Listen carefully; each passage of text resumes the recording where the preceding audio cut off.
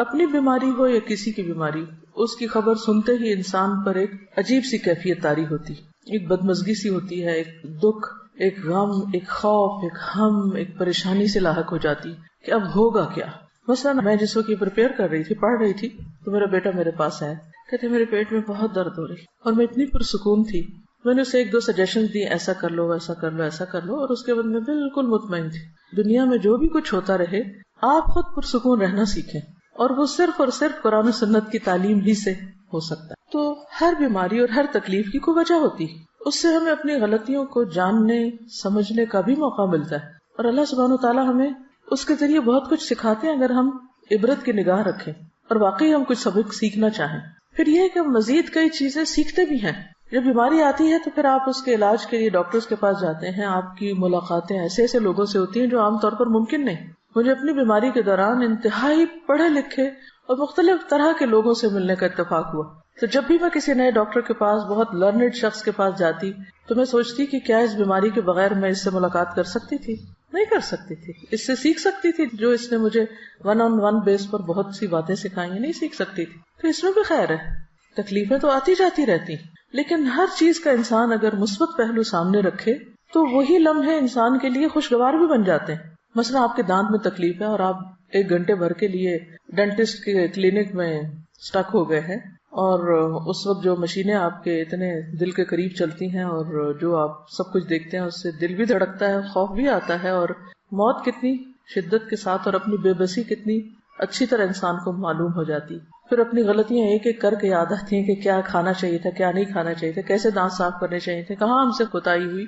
اور پھر یہ ہے کہ مرنے کے بعد اور آخرت میں، اور انسان وہاں ایسا غور و فکر کرتا ہے کہ جو آپ اپنی مصروف روزمرہ کی زندگی میں کر ہی نہیں سکتے، کسی صورت میں نہیں کر سکتے. اسی طرح جب آپ مختلف کلینکس پہ جاتے ہیں تو بعض اوقات آپ ورسٹ کیسز دیکھتے ہیں. گھر میں رہ کے تو آپ ہی بیمار بنے ہوئے، لیکن باہر جاتے ہیں آپ دیکھتے ہیں کہ ہم سے زیادہ کس کس تکلیف اور مصیبت میں لوگ، تو اپنی تکلیف کم لگتی ہے اور شکر ادا ہوتا ہے. یعنی پھر انسان تکلیف پر شکر ادا کرنا سیکھتا ہے. اسی طرح لامتناہی فوائد ہیں، اگر آپ ان فوائد پہ غور کرنا چاہیں اور آپ ان کو جاننا چاہیں. ان سب پر غور کا فائدہ یہ ہوگا کہ آپ کے اندر ایک عجیب اطمینان اور ایک شکر کی کیفیت پیدا ہوگی اور آپ پرسکون ہو جائیں گے. آپ نے دیکھا ہوگا ایک شخص فوت ہوتا ہے تو دوسرا اس کے فوت ہونے کی خبر سن کے ہارٹ اٹیک میں فوت ہو جاتا ہے. ایسی خبریں بھی آپ نے پڑھی ہوں گی. تو چھوٹے چھوٹے غم اور تکلیفیں جو انسان پہ آتی رہتی ہیں، یہ انسان کو مضبوط بھی کرتی ہیں اور بڑی خبریں سننے کا ایک حوصلہ بھی پیدا کرتی ہیں. اور ایک نبأ عظیم بڑی خبر تو ہے ہی ہم سب کے سامنے،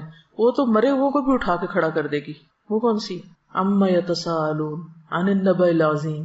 کس چیز کے بارے میں آپس میں ایک دوسرے سے باتیں کر رہے ہیں اور ڈسکشنز کر رہے ہیں؟ اس بڑی خبر کے بارے میں. الذی ہم فیہ مختلفون، جس میں ان کی آراء مختلف ہیں، ان کے اپنے بھی ڈس ایگریمنٹس ہیں. ریالٹی کو جھٹلا کے یہ نہیں کہ یہ اتفاق کر گئے. کلا سیعلمون ثم کلا سیعلمون، ہرگز نہیں، عنقریب یہ جان لیں گے کہ حقیقت کیا تھی، پھر ہرگز نہیں، ضرور یہ جان لیں گے، انہیں چل جائے گا پتا کہ اصل حقیقت کیا تھی. تو ہم سب بھی جتنا اس دن کو بھلائیں، جتنا بھی ڈینائی کریں، لیکن بہت جلد ہم میں سے ہر ایک کو اس کی اصل حقیقت پتہ چل جائے گی. چھوٹی چھوٹی بیماریاں دراصل اس بڑی بیماری کی تیاری کا ایک حصہ بھی ہو سکتی. تو بہرحال بیماری انسان کے گناہوں کو بھی دور کرتی ہے، اللہ کی رضا کا بھی سبب بنتی ہے، کیونکہ منافق کو نہیں پتا ہوتا بیماری کیوں آئی اور کیوں چلی گئی، لیکن مومن جو ہے اس کے لیے بیماری میں بہت سارے سبق ہوتے ہیں. اور پھر اگر کسی کی بیماری کی خبر آپ سنتے ہیں، کسی عزیز پیارے کی، تو پھر آپ کے دل میں اگر ایک تڑپ اٹھتی کہ میں اس کے لیے کچھ کر سکوں، اس کی عادت کا آپ کے دل میں جذبہ آتا ہے. اس عادت پر کتنا زیادہ اجر ہے. اس کے بارے میں ایک حدیث آپ کے سامنے رکھوں گی. ابو اشعث کہتے ہیں کہ وہ دوپہر کے وقت مسجد دمشق کی جانب روانہ ہوئے. جامع دمشق بہت مشہور مسجد ہے، یعنی شام سیریا میں دمشق کے اندر ہی بہت بڑی، یعنی سینٹرل ماسک، اور یہ اس وقت سے ہے. راستے میں حضرت شداد بن اوس رضی اللہ عنہ سے ملاقات ہو گئی. صحابی ہیں، تو گویا دور صحابہ میں وہ مسجد آباد ہو چکی تھی. ان کے ساتھ سنابحی بھی تھے، نام ہے. میں نے پوچھا کہ اللہ تعالیٰ آپ پر رحم فرمائے، کہاں کا ارادہ ہے، کہاں جا رہے ہیں؟ انہوں نے فرمایا کہ یہاں ایک بھائی بیمار ہے، اس کی عیادت کے لیے جا رہے ہیں. چنانچہ میں بھی ان کے ساتھ چل پڑا. اچھا آپ جا رہے ہیں تو میں بھی ثواب کو معلوم. جب وہ دونوں اس کے پاس پہنچے تو اس سے پوچھا کہ کیا حال ہے. اس نے بتایا کہ میں نے اچھے حال میں صبح کی ہے. قال اصبحت بنعمت، ہیں بیمار لیکن کیا کہہ رہے ہیں؟ اصبحت بنعمت، اچھے حال میں صبح کی ہے. حضرت شداد نے فرمایا خوش ہو جاؤ، ابشر، کہ تمہارے گناہوں کا کفارہ ہو چکا اور گناہ معاف ہو چکے، کیونکہ میں نے نبی صلی اللہ علیہ وسلم کو یہ فرماتے ہوئے سنا ہے کہ اللہ تعالیٰ فرماتا ہے جب میں اپنے بندوں میں سے کسی مومن بندے کو آزماتا ہوں، یعنی اس کا امتحان لیتا ہوں، اور وہ اس آزمائش پر بھی میری تعریف کرتا ہے، اس تکلیف کے آنے پر بھی میری تعریف کرتا ہے، یہ اہم پارٹ ہے، تو جب وہ اپنے بستر سے اٹھتا ہے وہ اپنے گناہوں سے اس دن کی طرح پاک صاف ہوتا ہے جس دن اسے اس کی ماں نے جنم دیا تھا۔ اور اللہ تعالیٰ فرماتا ہے وَيَقُولُ الرَّبُّ عَزَّ وَجَلَّ أَنَا قَيَّدتُ عَبْدِي، میں نے اپنے بندے کو قید کیا۔ آپ سٹک ہو جاتے ہیں نا، قید ہو جاتے ہیں، کچھ کر نہیں پاتے، اٹھ نہیں سکتے، میں نے اپنے بندے کو قید کیا۔ وَابْتَلَيْتُهُ، اور میں نے اس کی آزمائش کی، اس کا امتحان لیا، اور اس نے کیا کیا؟ اس پر بھی شکر ادا کیا۔ یہ لکھا ہوا نہیں لیکن محذوف ہے، انڈرسٹوڈ ہے، تو اس کے لیے اب تم اجر کیا لکھو؟ وَأَجْرُ لَهُ كَمَا كُنْتُمْ تُجْرُونَ لَهُ وَهُوَ صَحِيحٌ، لہٰذا تم اس کے لیے ان تمام کاموں کا اجر و ثواب لکھو جو وہ تندرستی کی حالت میں کرتا تھا۔ آپ کے تہجد چھوٹ گئے، آپ کی تلاوت چھوٹ گئی، آپ کی خدمت خلق چھوٹ گئی جو آپ صبح صبح گھر والوں کی کرتے ہیں اٹھ کے، آپ کے بعض اوقات ایسی غنودگی ہوتی ہے آپ کے اذکار چھوٹ جاتے ہیں، اور آپ کو سب سے زیادہ تکلیف کس پہ ہو رہی ہوتی ہے بیمار ہونے کے بعد؟ میں اتنا محروم ہوں، یہ سارے لوگ اتنی اتنی نیکیاں کریں، خصوصاً اگر رمضان میں ہو جائیں یا حج پہ ہو جائیں، پھر تو اور بھی برداشت نہیں ہوتا کہ یا اللہ یہ کیا ہو گیا۔ تو اس وقت اللہ سبحانہ و تعالیٰ مہربانی کرتے ہیں جب عام بندے ساتھ چھوڑ دیتے ہیں۔ شرط ایک ہے، اور وہ کیا ہے؟ اس وقت بھی پازیٹیو رہو، اس وقت بھی اچھا ہی سوچو، اس وقت بھی اللہ کی تعریف کرو کہ یہ کسی مقصد کے بغیر نہیں آئی اور میرے گناہ دھل جائیں گے اور میرے لیے اس میں بھی فائدہ ہے، اجر و ثواب مل گیا بنا کیے بھی، اور بیماری کا اپنا ایک جو کفارہ ہوتا ہے یعنی گناہوں کی معافی وہ بھی ساتھ ہو گیا، دگنا اجر آپ نے کما لیا، یہ دوہری کمائی کر لی بیمار ہو کر۔ جبکہ ہم کیا سوچ رہے ہوتے ہیں کہ ہم لوزر ہیں، ہم تو کھو گئے، سب کچھ چھٹ گیا ہم سے، تو اس وقت بھی پریشان نہ ہو اور اللہ سے اچھی امید رکھیں، اچھا گمان رکھیں، تو اجر ہی اجر ہے، فائدہ ہی فائدہ ہے۔ اور یہ لفظ کتنا خوبصورت ہے کہ قیدت عبدی، بالکل آپ ایسے لگتا ہے نا قید ہو گئے، سب حرم جا رہے ہیں آپ نہیں جا سکتے، سب کھڑے ہو کے عبادت کر رہے ہیں آپ کھڑے نہیں ہو پا رہے، سب روزہ رکھے ہوئے ہیں آپ روزہ نہیں رکھ پا رہے، لیکن اللہ کے اجر لکھا جا رہا ہے۔ جب آپ گورنمنٹ جاب کرتے ہیں تو آپ کو سال میں کچھ سک لیوز ملتی اور وہ ود پے ہوتی، اسی طرح میٹرنیٹی لیو بھی ود پے ہوتی، پھر کچھ ہاف پے پہ ہوتی، کچھ عرصے کے بعد وہ وداؤٹ پے ہو جاتی، اور کچھ عرصے کے بعد آپ کو جاب چھوڑنی پڑ جاتی۔ اللہ کے یہاں ایسا نہیں ہوتا، بیماری پر آپ کو ود پے لیو ملتی ہے، نماز اور کچھ نیکیوں سے جو آپ روٹین میں کر رہے ہوتے ہیں۔ ایک اور جگہ پر آتا ہے کہ بخار جہنم کے جوش سے ہے اور یہ مومن کا آگ سے حصہ ہے، ام منکم الا واردھا۔ پھر اسی طرح ایک اور حدیث میں آتا ہے بخار جو تھا نبی صلی اللہ علیہ وسلم کی خدمت میں آیا اور عرض کیا مجھے اپنے لوگوں کے پیچھے بھیجیے، تو آپ نے انصار کے پاس بھیج دیا، ان کے ہاں 6 دن رہا، 6 دن رات، اور ان پر بخار بہت سخت واقع ہوا، بہت زیادہ بخار آیا ان کو، بخار ان کے گھروں میں گھس گیا، تو انہوں نے آپ سے شکایت کی۔ اس پر رسول اللہ صلی اللہ علیہ وسلم نے ان کے ایک ایک گھر اور ایک ایک کمرے میں جانا شروع کر دیا اور ان کے لیے عافیت کی دعا فرمائی۔ آپ صلی اللہ علیہ وسلم جب لوٹ رہے تھے تو ایک عورت آپ کے پیچھے آئی، اس نے عرض کیا قسم اس ذات کی جس نے آپ کو حق کے ساتھ مبعوث کیا ہے، میں انصار میں سے ہوں، میرے والد بھی انصار میں سے ہیں، جیسے آپ نے انصار کے لیے دعا کی ہے میرے لیے بھی کیجیے۔ آپ نے فرمایا کیا چاہتی؟ اگر چاہو تو میں تمہارے لیے دعا کروں کہ تم بخار سے محفوظ رہو، چاہو تو برداشت کر لو اور تمہیں جنت ملے گی۔ اس نے کہا میں صبر کروں گی اور جنت کو خطرے میں نہ ڈالوں گی۔ تو کچھ لوگ ایسے ہوتے ہیں کہ جو بیماری کو بہت صبر کے ساتھ اور اجر کی نیت سے برداشت کر جاتے۔ اس کا مطلب نہیں کہ انسان بیماری میں دعا نہ مانگے یا کسی کو دعا کے لیے نہ کہہ سکتا ہے، لیکن یہ یاد رکھے کہ اگر جتنا عرصہ اس کے لیے بیماری ہے یا بیماری میں مبتلا ہے وہ اس کے لیے اجر کا ذریعہ بن رہی ہے۔ نبی صلی اللہ علیہ وسلم نے فرمایا خوش ہو جاؤ، مومن کے مرض کو اللہ تعالیٰ کفارہ اور اپنی رضا کا سبب بنا دیتے ہیں، اور فاجر نافرمان گناہگار اس کا مرض ایسا ہے جیسے اونٹ کہ اس کے مالک نے اسے باندھ دیا اور اس کے بعد چھوڑ دیا، اسے نہیں خبر کیوں باندھا اور اسے نہیں پتا کیوں چھوڑا، بخار کیوں آیا اور کیوں گیا۔ وہ حدیث بھی یاد رکھیے کہ رسول اللہ صلی اللہ علیہ وسلم ام صائب کے ہاں تشریف لائے۔ آپ نے فرمایا اے ام صائب تجھے کیا ہوا، تم کانپ رہی ہو، جیسے ملیریا ہوتا ہے نا۔ اس نے عرض کیا بخار ہے، اللہ اس میں برکت نہ کرے۔ آپ نے فرمایا بخار کو برا نہ کہو، کیونکہ بخار بنی آدم کے گناہوں کو اس طرح دور کرتا ہے جس طرح بھٹی لوہے کے میل کچیل کو دور کر دیتی ہے۔ عبداللہ کہتے ہیں کہ میں رسول اللہ صلی اللہ علیہ وسلم کی خدمت میں حاضر ہوا. آپ اس وقت تیز بخار میں تھے. میں نے عرض کیا یا رسول اللہ آپ کو تیز بخار ہے؟ فرمایا ہاں مجھے تم میں سے 2 آدمیوں کے برابر بخار ہے. آپ کی بیماری عام لوگوں کے مقابلے میں دگنی ہوتی تھی کیونکہ آپ کے لیے اجر بھی زیادہ تھا. میں نے عرض کیا کہ اس سبب سے آپ کو دوہرا اجر ملے گا؟ فرمایا یہی بات ہے. جس مسلمان کو کانٹا چبھنے کی یا اس سے زیادہ کوئی تکلیف پہنچتی ہے اللہ تعالیٰ اس کے ذریعے اس کے گناہوں کو اس طرح دور کر دیتا ہے جس طرح درختوں سے پتے خزاں کے موسم میں. بخار مانگنا نہیں ہے لیکن آ جائے تو پریشان نہیں ہونا، گھبرانا نہیں، برا بلا نہیں کہنا. اور آپ کو پتا ہے کہ اس میں کئی بیماریوں سے شفا بھی ہے. جب بخار ہوتا ہے نا تو دراصل ہمارے اندر کے گندے مادے جو ہوتے ہیں وہ جل رہے ہوتے ہیں. وہ ایک کلینزنگ کا عمل ہوتا ہے اور عام طور پر یکایک شدید قسم کی ڈوز دے کر اس کو ٹھنڈا کر دیا جاتا ہے. جو گال بلیڈر میں وہ سٹونز بنتے ہیں، ایک حکیم صاحب نے مجھے بتایا تھا کہ وہ جب بخار کے ذریعے کچھ مادے اکٹھے ہو رہے ہوتے ہیں کچھ آرگنز میں، جب ایک دم آپ ٹھنڈا کرتے ہیں تو وہی مادے سٹون بن جاتے ہیں اور پھر وہ مزید بیماریوں کا سبب بنتے ہیں. ایک اور حدیث ہے حضرت ابو سعید خدری رضی اللہ عنہ سے مروی ہے کہ ایک آدمی نے نبی صلی اللہ علیہ وسلم سے پوچھا کہ ہمیں جو بیماریاں لگتی ہیں یہ بتائیے کہ ان پر ہمارے لیے کیا ہے. نبی صلی اللہ علیہ وسلم نے فرمایا یہ بیماریاں گناہوں کا کفارہ بن جاتی ہیں. ہم سب گناہ کرتے ہیں جانے انجانے، بعض چیزوں کا تو ہمیں پتہ ہی نہیں کہ ہم غلط بھی کر رہے ہیں کیونکہ علم ہی نہیں ہوتا کہ یہ غلط ہے. کچھ عرصے بعد پتہ چلتا ہے تو توبہ استغفار شروع کرتے ہیں. یہ کیسی جہالت ہے، پتہ ہی نہیں تھا کہ یہ نہ کرنے والا کام ہے. بہرحال حضرت ابی بن کعب رضی اللہ عنہ نے عرض کیا اگرچہ بیماری چھوٹی ہی ہو، چھوٹی سی بیماری ہے کوئی، تب بھی؟ نبی صلی اللہ علیہ وسلم نے فرمایا ہاں اگرچہ ایک کانٹا ہی چبھ جائے یا اس سے بھی کم. یہ سن کر حضرت ابی بن کعب رضی اللہ عنہ نے اپنے متعلق یہ دعا کی کہ موت تک ان سے کبھی بھی بخار جدا نہ ہو. کیا دعا کی؟ کہ مجھے ہر روز بخار ہو. اور یہ کون ہے دعا کرنے والے؟ ابی بن کعب، عالم صحابی ہیں، کاتب وحی ہیں، لیکن وہ ایسا بخار ہو کہ حج اور عمرہ، جہاد فی سبیل اللہ اور فرض نماز با جماعت میں رکاوٹ نہ بنے. میرے یہ کام نہ چھوٹے، ویسے بے شک بخار چڑھا رہے.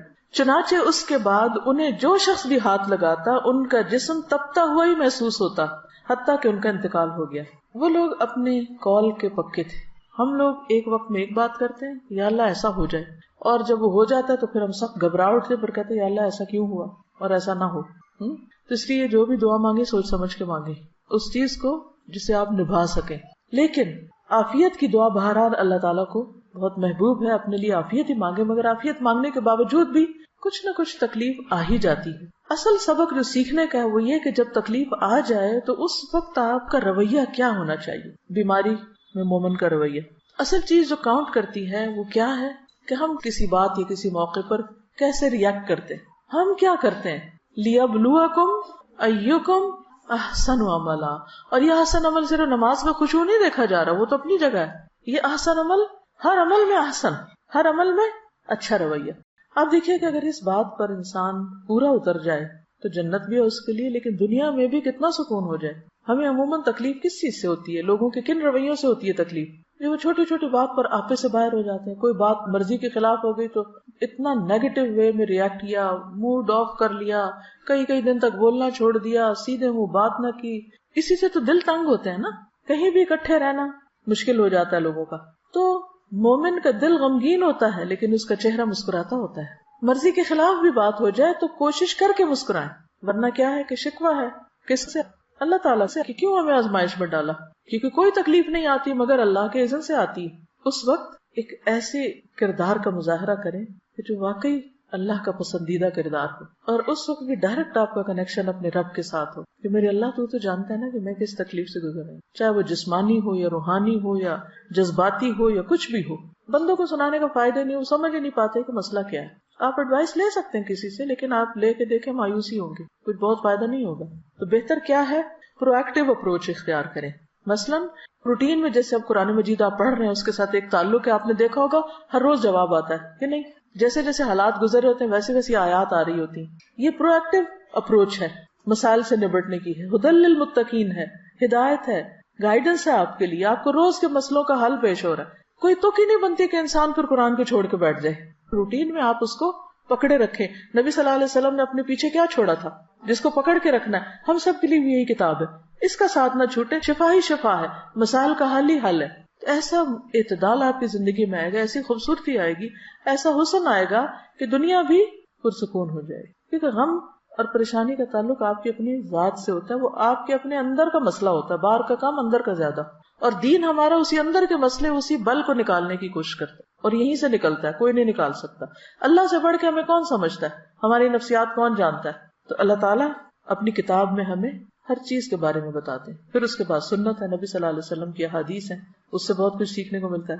ایک اور حدیث ہے، حضرت ابو ہریرہ سے روایت ہے کہ رسول اللہ صلی اللہ علیہ وسلم نے فرمایا، اللہ تعالیٰ فرماتا ہے جب میں اپنے مومن بندے کو آزماتا ہوں اور وہ تیمارداری کرنے والوں کے سامنے میرا شکوہ نہیں کرتا، میری شکایت نہیں لگاتا، جو اس کا حال پوچھے، تو اس کو اپنی قید سے آزاد کر دیتا ہوں، بیماری سے شفا دے دیتا ہوں، اس کے پہلے گوشت کے عوض بہترین گوشت عطا کرتا ہوں، اس کے پہلے خون کے بدلے بہترین خون دیتا ہوں، اور وہ اثر نو عمل کرتا ہے. ہوتا ہے نا کہ جب بیمار ہوتا ہے انسان تو عبادات ہالٹ پہ آ جاتی ہیں، رک جاتی ہیں، ساری روٹین ڈسٹرب ہو جاتی ہے، کام چھوٹ جاتے ہیں، اور یوں لگتا ہے اب تو کبھی صحت ملنی کوئی نہیں، اب تو ہمیں اس کے ساتھ ہی جینا پڑے گا. لہذا نہ تو دوا کرتے ہیں، نہ ہی کوئی اور اپنا خیال کرتے ہیں، بس پھر ہر وقت ایک بسورا ہوا چہرہ اور ایک مریل شکل اور مریل چال کے ساتھ سب کو بیزار کرتے ہیں. اللہ پہ توکل کہاں گیا؟ تو یہ تو کبھی سوچے ہی نہ کہ ہم نے کبھی ریٹائر ہونا ہے. بیڈ پہ بھی پڑ گئے تو بھی کیا کرنا ہے؟ اگر دماغ کام کر رہا ہے نا، زبان کام کر رہی ہے، کان کام کر رہے ہیں، آنکھ کام کر رہی ہے، صرف اتنا حصہ کام کر رہا ہے، تب کے لیے بھی سوچ رہے. اللہ نہ کرے کہ کبھی ایسا ہو، لیکن کئی دفعہ ہو بھی جاتا ہے نا کچھ لوگوں کے ساتھ. تو بس زبان سے اللہ کا ذکر، نگاہوں سے غور و فکر، اور کانوں سے اچھی باتیں سننا، قرآن سنیں، اچھے لیکچر سنیں، کچھ بھی کریں. ہم سب یہ بھی کر سکتے ہیں کہ اپنی وصیت لکھ کے رکھ دیں، اپنے بچوں کو بتا دیں کہ خدا نخواستہ اگر مجھ پر کوئی ایسا وقت آئے تو میرے ساتھ کیا کیا جائے، کیا نہ کیا جائے. کیونکہ خدا نخواستہ زبان بند ہو جائے تو انسان کہہ بھی نہیں سکتا. ہاپکنس ویل چیئر پہ ہے، آنکھوں کے اشاروں سے میں نے سنا کہ وہ کیسی کیسی تھیریز اس نے ایجاد کی. السلام علیکم. تھوڑے سے پہلے میں نے دیکھا تھا انٹرنیٹ پہ کہ وہ جو احمد دیدات جو اسکالر تھے بہت بڑے، جن سے موٹیویٹ ہو کے ڈاکٹر ذاکر نائک جیسے ماشاءاللہ بڑے اسکالر پیدا ہوئے، تو ان کا آخری وقت جب تھا تو وہ پیرالسس کے اٹیک میں تھے، اور ان کے صرف یہ جو فیس کا حصے ہیں، آنکھیں، یہ صرف موو ہو سکتی تھی، باقی جسم کا کوئی حصہ نہیں ہو سکتا تھا. اور کتنے دن وہ ہاسپٹل کے بیڈ پہ اس طرح رہے، اور آنکھوں کے اشارے سے اپنے جو اسسٹنٹس تھے ان کو کچھ لکھوا رہے تھے اور ان کو بتا رہے تھے کہ یہ کرو یہ کرو. اور میں دیکھ رہی تھی کہ یعنی ان کی آنکھوں سے بالکل ایسا نہیں لگ رہا تھا کہ ان کے اوپر اتنی بڑی بیماری جو ہے وہ طاری ہے، اور وہ یعنی پورے سوچ اور فہم کے ساتھ ان کو وہ انسٹرکشنز دے. تو کبھی بھی مایوسی اور شیطان کو پاس نہ پٹکنے دیں کہ آپ کچھ کریں نہ، بس بیکاری نہیں آنے دینی اپنے پاس، حالات کچھ بھی ہوں. دیکھیں اگر انسان نیت کر لیتا تو اللہ پورا کرا دیتا ہے نا. کچھ سچویشنز کو آپ اوائڈ نہیں کر سکتے، آپ کی زندگی کے ساتھ بند گئی ہیں، آپ کی تقدیر کا حصہ ہے، تو پھر بھی دیکھا یہ جائے گا کہ آپ نے ان حالات میں رہ کے کیا کیا. ٹھیک ہے، تو بہرحال بیماری کا شکوہ نہیں کرنا، واویلا نہیں کرنا، دوسروں کو بیزار نہیں کرنا، اس کو اپنے اوپر طاری نہیں کر لینا. تو انشاءاللہ آپ دیکھیں کہ ایک تو اس کی انٹینسٹی کم ہوگی، دوسرا یہ کہ آپ کے آس پاس کے لوگ آپ کے پاس رہنا چاہیں گے، بھاگیں گے نہیں آپ سے. ورنہ ہوتا ہی ہے نا کہ جو بندہ تنگ کر مارے تو سب ادھر ادھر ہو جاتے ہیں. پھر یہ ہے کہ آپ کچھ پروڈکٹیو پازیٹیو کام میں اپنی انرجی لگائیں، کیونکہ رونے کے لیے بھی انرجی چاہیے ہوتی ہے نا، اور چیخنے کے لیے بھی، اور غصے کے لیے بھی، اور سب اوٹ پٹانگ حرکتوں کے لیے انرجی چاہیے ہوتی. جب آپ کی ساری انرجی وہاں لگ جاتی ہے تو پھر جب اچھا کام کرنے کا وقت آتا ہے پھر آپ تھک کے سو جاتے ہیں. اپنی ساری انرجی کو چینلائز کرنا ہے، پازیٹیو وے میں یوز کرنا ہے. پھر ایک اور حدیث ہے، حضرت ابو امامہ سے روایت ہے کہ نبی صلی اللہ علیہ وسلم نے فرمایا، جس بندے کو بھی بیماری سے پچھاڑ دیا گیا، پیرالائز ہو گیا کسی بھی طرح، یا پڑ گیا ہے بیڈ پہ، تو اللہ تعالیٰ اسے جب بیماری سے اٹھاتا ہے تو وہ پاک ہوتا ہے، یعنی اس کے گناہوں کا کفارہ ہو چکا ہوتا ہے. پھر آپ دیکھیے ایک اور حدیث ہے، نبی صلی اللہ علیہ وسلم جب مدینہ تشریف لے گئے تو مدینہ کی زمین جو تھی وہ وبائی زمین تھی. پورے عرب میں سب سے زیادہ وبائیں جو تھی وہ مدینہ میں ہوتی تھی، ارض الوبا تھی.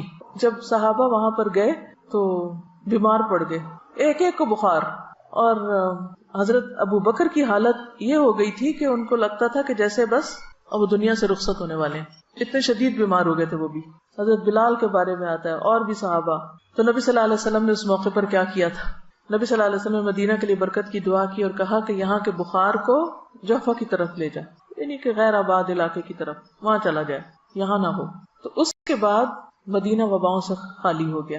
عن عائشہ رضی اللہ عنہا قالت لما قدم رسول اللہ صلی اللہ علیہ وسلم المدینہ بعث ابو بکر وبلال فكان ابو بکر اذا اخذته الحمى يقول كل امرئ مصبح في اهله والموت ادنى من شراك نعله وكان بلال اذا اقلع عنه الحمى يرفع عقيرته يقول الا ليت شعري هل ابيتن ليلة بواد وحولي اذخر وجليل وهل اردن يوما مياه مجنة وهل يبدون لي شامة وطفيل قال اللهم لعن شيبة بن ربيعة وعتبة بن ربيعة وأمية بن خلف كما أخرجونا من أرضنا إلى أرض الوباء ثم قال رسول الله صلى الله عليه وسلم اللهم حبب إلينا المدينة كحبنا مكة أو أشد اللهم بارك لنا في ساعنا وفي مدنا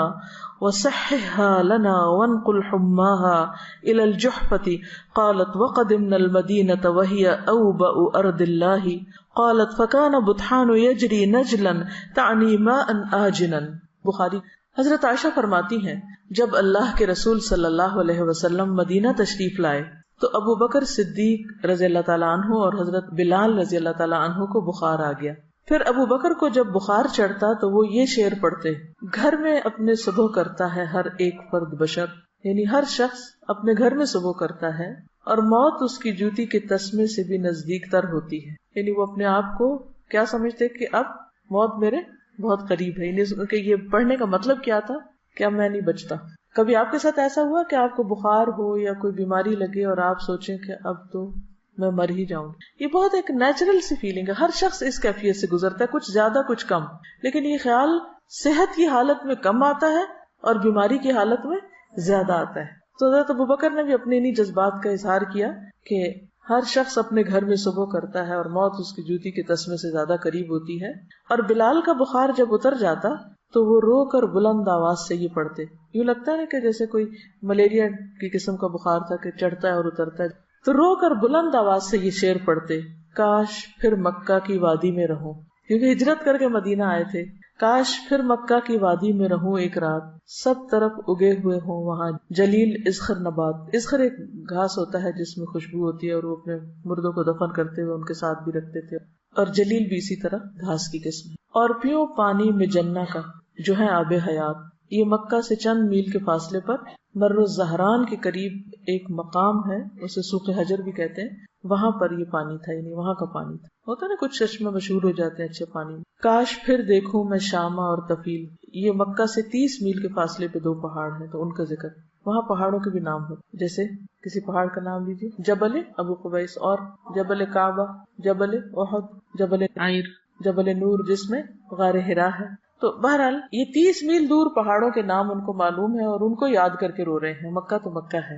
اچھا، یہ جو جبل احد ہے یہ مدینہ کے ایک طرف ہے اور اس کے بالکل اپوزٹ سائڈ پر جہاں سے وہ شروع ہوتی ہے نا، اس کی ذوالحلیفہ کے پاس، اگر کبھی آپ جائیں وہاں احرام پہنتے ہیں دوبارہ عمرہ کرنے کے لیے، تو اس کے قریب ہے. اب جہنم کے پہاڑوں میں سے بہت عجیب سا پہاڑ ہے، دیکھ کے کو وحشت ہوتی ہے. کالے رنگ کا پہاڑ ہے جبل احد، لال رنگ کا ہے، جیسے لال اینٹوں کا رنگ ہوتا ہے نا اسی قسم کا. اور اس کے اپوزٹ، تو اس کو میں دیکھتی اور آنکھیں بند کرتی، دیکھتی اور آنکھیں بند کرتی، اور میں کہ یا اللہ تو محفوظ رکھنا اور یہ نہ ہمیں دکھانا، کیونکہ تپتی دھوپ کے اندر وہ کالے رنگ کا پہاڑ، اور پہاڑ کی بھی یوں چوٹی نہیں ہے، اوپر سے ایسے اسٹریٹ سا ہے، عجیب سا لگتا ہے دیکھ کے. تو یہ جہنم کے اندر ہوگا. اصل میں اللہ تعالیٰ نے دنیا میں انسان کو کچھ ایسی چیزیں دکھائی کہ جس سے وہ اپنے ان گھروں کو بھی یاد کر لے. ہوتا ہے نا کہ ہم جنت تو نہیں دیکھ سکتے، جہنم تو نہیں دیکھ سکتے، لیکن جب یہ کہا جاتا ہے کہ یہ ٹکڑا جنت کے ٹکڑوں میں سے ہے، یا پہاڑ جنت کے پہاڑوں میں سے ہے، یا یہ دریا جو ہے وہاں سے جاری ہوئے ہیں اور یہ جہنم کی وادی میں سے ہے، تو پھر وہ ایک عجیب طرح کی فیلنگ آتی ہے جو خالی سنتے رہنے سے نہیں آتی، دیکھنے سے ایک اور بات بنتی ہے. تو بہرحال حضرت بلال جو تھے وہ یہ شعر پڑھا کرتے تھے اور کہا کہ اے میرے اللہ، شیبہ بن ربیعہ اور عتبہ بن ربیعہ اور امیہ بن خلف، ان مردودوں پر لعنت کر جنہوں نے ہمارے ملک سے ہمیں نکال کر وبا کے ملک میں دھکیل دیا. مدینہ کیا تھا؟ وبا کا ملک.